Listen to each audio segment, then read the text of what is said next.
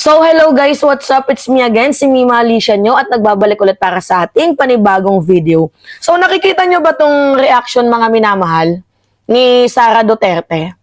Yan o, yan po yung naging initial reaction ni Vice President Sara Duterte nung pumunta po siya doon sa House Quad Committee hearing habang binibigyan po siya ng invitation na dumalo sa OVP budget hearing. Nagulat. Tingnan niyo yung mata, oh. Talagang nanlaki. Yan, oh. Kita niyo, mga minamahal.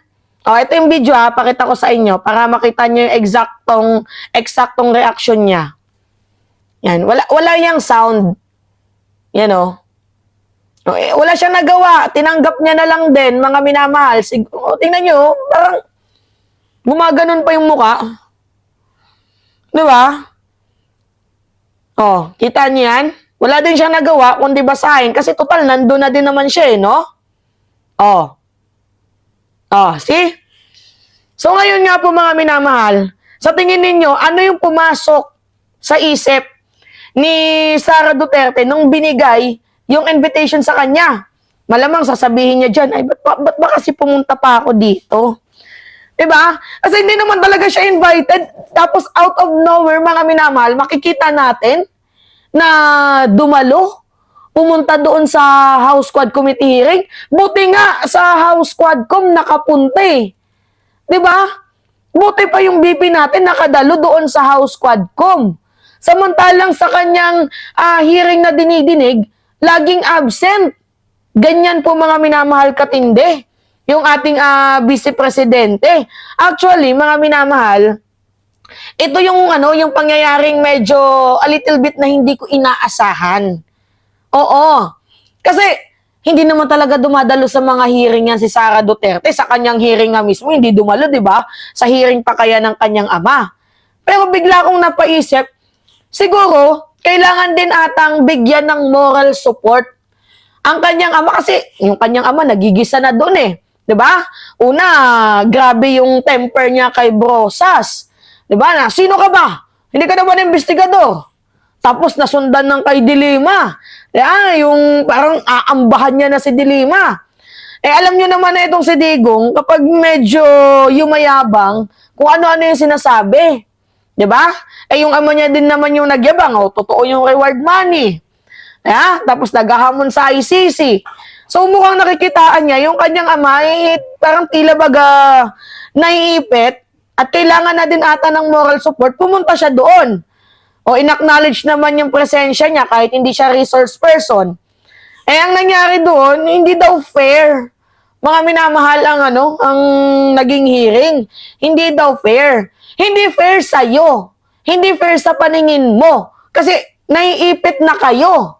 Yun yung totoo dyan. Napipressure kayo. Paano hindi naging fair? Si Attorney Cristina Conti nga na legal counsel ng ICC, sinabun din dyan na medyo ad hominem kasi yung sinabi din ng a little bit ni Cristina Conti. Gawa nga din ng statement ni Digong. Ano ba yung statement ni Digong na dadalhin ko kayo sa impyerno? Hindi din naman tama yung word na yon. Ang sabi ni Attorney Cristina Conti, magja-judge sa Pilipinas, sa ibabaw ng lupa, pero sa impyerno, hindi. So, doon medyo nasabon si Attorney Cristina Conti based sa naging statement ni Duterte. So, paano nasabing hindi naging fair?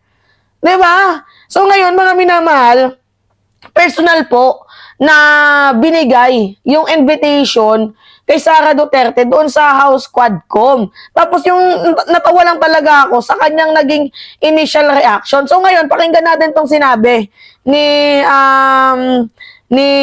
Luis Tro patungkol nga po sa naging pagdalo ni Sara Duterte doon sa House Quad Committee hearing kahit hindi naman siya invited. By the way, mga minamahal, meron akong nabalitaan na hindi ko kino-confirm.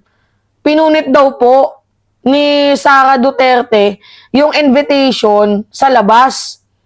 kung totoo man yung balitang yan, ihanapin ko nga yung source. Kasi may nag-message sa akin mga minamahal na, alam mo ba Mima, nakita sa isang interview, yung paglabas daw ni Sara Duterte, pinunit daw yung invitation ng House Quadcom.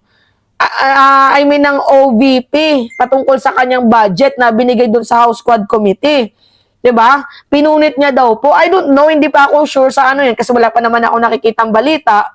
Pero kung totoo man 'yun, ang baboy naman. At saka kahit hindi naman siguro punitin ni Sara Duterte, ganun din yung labas, parang pinunit niya na din kasi hindi din naman dumadalo si Sara Duterte mga minamahal doon sa ano, sa kanyang dinidinig na problema. Hindi nga masagot saan napunta yung budget, di ba? Hindi nga masagot kung saan ba ito inilaan, bakit yung mga pirma pare-parehas, bakit gumagawa na lang kayo ng mga inventong pangalan. Hindi niya nga masagot eh. Di ba? So hindi siya pumupunta doon, ibig sabihin din nun, parang pinunit niya na din. Di ba? Alright, mga minamahal, pakinggan natin itong sinabi ni Luis to sa interview sa kanya. Na-intimidate ba kayo nung biglang dumating doon po ang anak? Ay, off. Pasensya na mga minamahal. Wait lang. Ano ba naman kasi itong tanong na to? Na-intimidate ba kayo? Na-intimidate ba kayo nung biglang dumating doon po ang anak na si VP Sara Duterte? Natibagbo ba kayo? Kong? Well, from my end, Doris, hindi naman ako na-surprise because it is very natural na dumating siya. Actually, dapat nga dumating siya to support the former president, no? Sapagkat this is a big thing na kailangan i-explain ng ating dating Pangulo sa lahat ng mga Pilipino at hindi biro yung 31,000 na biktima ng extrajudicial killing during the... Uy, takero, 31,000. 31,000 daw yung biktima ng ano ng killings. Uy, kay Luis to nagaling yan ha. Oh, 31,000. Dagdagan. Nadagdagan pa ng 1,000.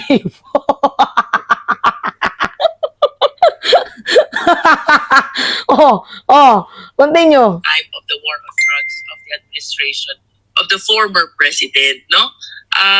Kaya lang, medyo nakakapatanong lang kasi resource person din natin si Vice President sa good governance, no? When we are investigating the utilization of the budget of OVP and the DepEd during her time, hindi siya dumarating dun eh. Pwede naman pala. Kaya naman pala niyang dumating at magstay until midnight, di ba?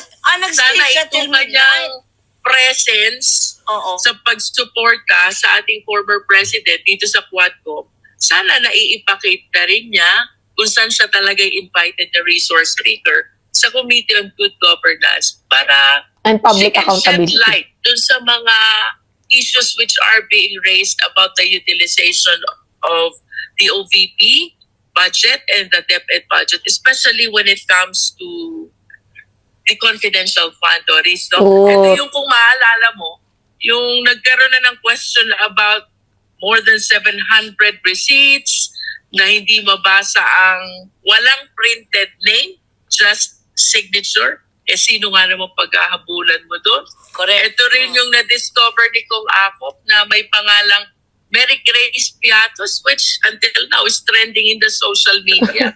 Sino si Mary Grace Piatos, Yes, no? ma'am. I hope she realized, the Vice President realized yung opportunity na dapat na consider niya para maipaliwanag niya lahat ng ito. Well, Alright. last night, naipakita niya sa buong sambayan ng Pilipino, kaya naman pala niyang mag-attend and kaya niyang magstay until 12 midnight to support the former president. But actually, we welcome her presence last night in support of the former president, Doris. Sir, Okay, alright. Diba? Nakakatawa mang isipin mga minamahal, no? Pero, hindi naman yan yung right forum para kay VP Sara. But, you know, thankful pa din tayo dito sa mga kongresista,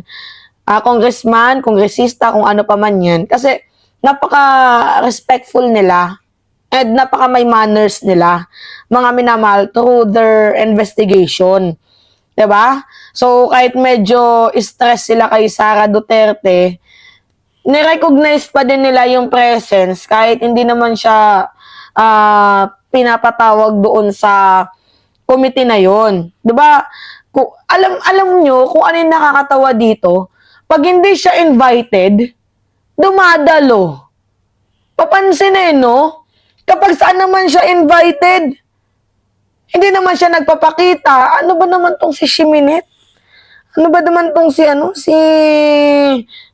Sara Duterte? 'Di ba?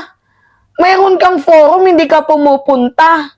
Ano 'yun? Kumbaga sa mga estudyante, mga minamahal, yung pasok Lunes hanggang Biyernes. Si Sara pumapasok Sabado, Linggo. Parang ganun sa madaling pagpapaliwanag, mga minamahal. Kasi siguro, umattend siya doon kasi hindi matatanong kung nasaan napunta yung mga kinulimbat niya. O, doon na lang siya umattend. Pero doon sa hearing na kailangan siya, hindi siya dumalo kasi alam niya maku-question siya doon. Ano ba naman tong si Sara Duterte? 'Di ba? Pero pasalamat pa din tayo dahil nung pumunta siya, na-corner siya. Sa mismong harapan niya na mismo, ibinigay, mga minamahal, ang invitation letter. At kitang-kitang na-receive ni Sara Duterte yung letter. 'Di ba? Patungkol sa budget hearing na yan. So ngayon, ang tanong dito, a-attend ba itong si Sara Duterte? Kasi hindi niya pwedeng sabihin hindi. Siya mismo yung nag-receive. 'Di ba? Siya mismo ang nag-receive ng invitation. Sana si Grace Piatos papuntahin din doon no? Pero yung reaction talaga ni Sara Duterte, hindi din talaga maipinta. Mga minamahal, lumaki yung mata no? Pakita ko sa inyo Hindi tayo sa Hong Kong kasi yung mga ads, Hong Kong din talaga. Tingnan nyo, laki ng kinagulat ng mata ni Inday. Tingnan mo see? Ikaw Takero, tingnan mo yung mata niya Kita niyo yan?